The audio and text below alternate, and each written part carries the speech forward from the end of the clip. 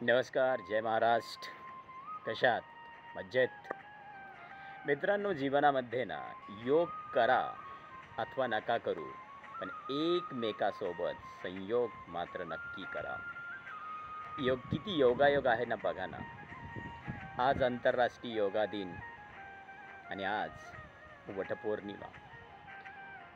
आमची माता माऊली असेल, ही आपल्या पतीला दीर्घायुष्य लाभो यासाठी दिवसभर निरंकार उपवास करते.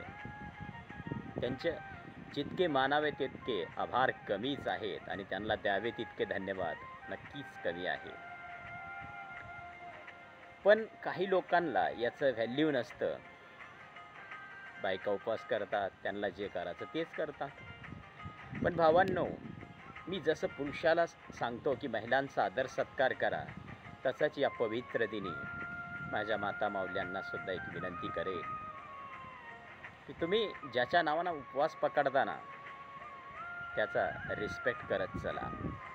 किमान आजच्या दिवशी तरी त्याच्यासोबत हसून खेळून आनंदात राहा, त्याचा आदर सत्कार करा. धन्यवाद. आणि भावांनो, आज वटपौर्णिमा आहे म्हणून बिनधास्त बिलकुल नका राहू.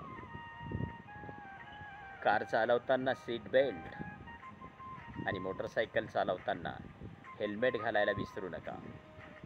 नाहीतर म्हणसाल आज वटपौर्णिमा आहे, सीट बेल्ट नाही लावला तरी चालेल आणि हेल्मेट नाही घातलं तरी चालेल.